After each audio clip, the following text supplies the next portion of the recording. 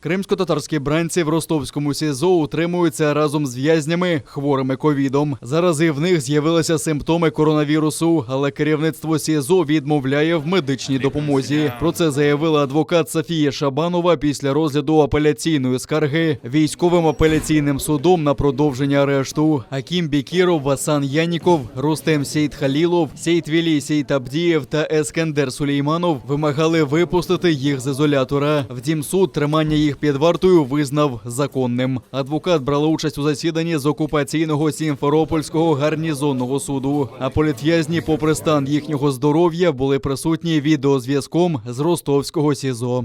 В ходе заседания мы выяснили, что Сейтхалилов уже несколько дней температурит.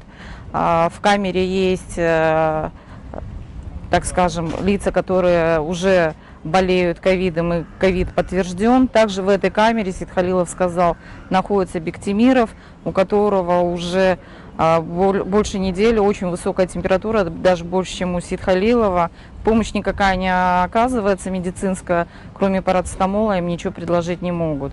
И вот он с температурой участвовал в судебном заседании. В принципе, определение Южного окружного военного суда от 3 июня 2021 года оставлена в силе, а мера пресечения продлена.